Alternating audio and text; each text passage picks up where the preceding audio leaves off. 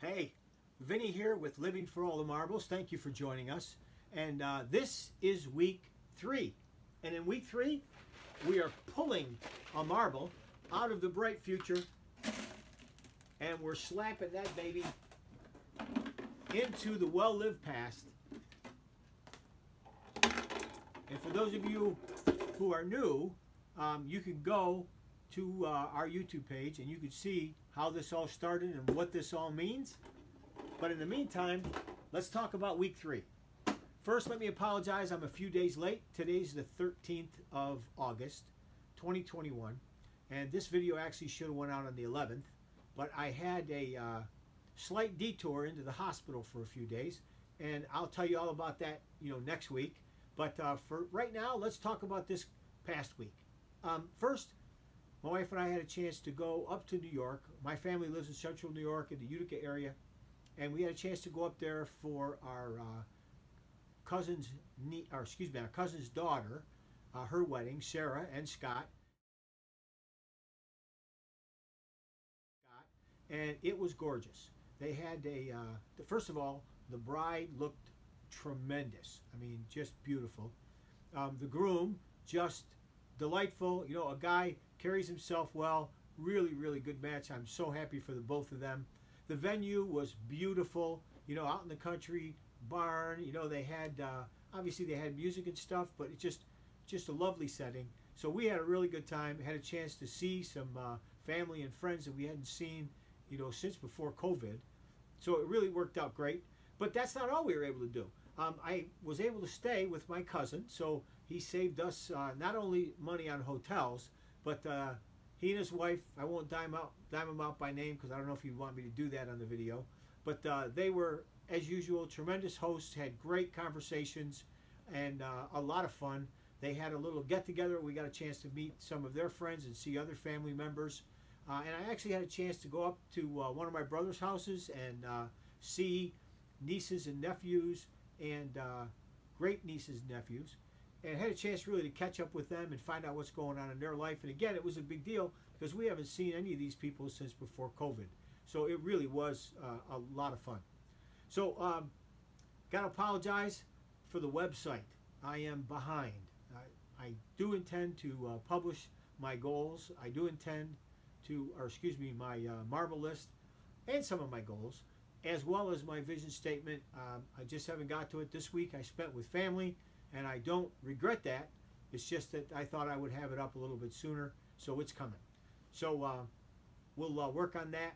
And then I really want to close with something that is, really kind of saddened me because it's hurting people that I care about, but they're doing it to themselves. It doesn't really matter, why it started. It doesn't really matter whether I agree or disagree. It doesn't really matter even whether they agree or disagree. What really matters is they're continuing to hurt each other by this going on. And, some may be more willing than others to reconcile, but I really encourage them to do so. You're probably aware of this, but there's a lot of research out there on this. And when you hold a grudge against somebody, when you see them, your blood pressure goes up, your heart rate goes up, your body releases cortisol, the stress hormone. So you're literally like reliving some of it, the stress and everything all over again. And when you think about it, the same thing happens. So it's just continually hurting you. There's no winners in this. You just continue to suffer and cause others to suffer around you because they may want to see you reconciled. They may not want to hear the challenges and the arguments and the talking down. But it affects everybody. So I would encourage you, if you're in a situation like that, get yourself out of it. Again, I'm not advocating that you let people walk all over you. No, that's not it at all. But the idea is you can agree to disagree and move on. You can preserve all the other things in your life that you had in common.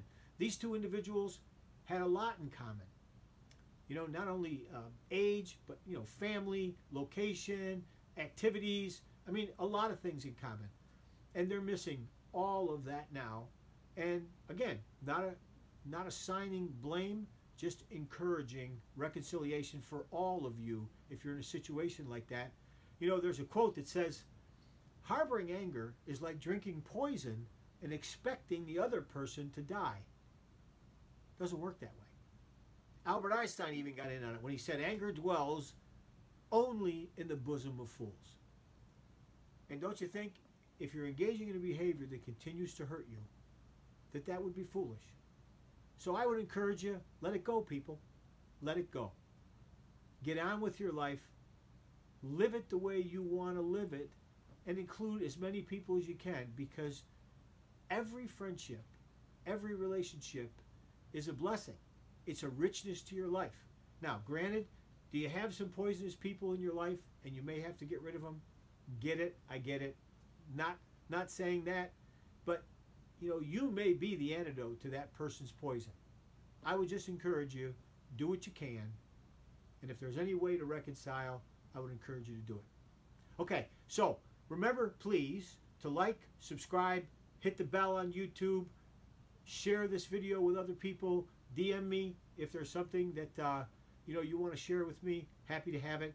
And I want you to remember, live intentionally, finish strong. God bless. See you next week.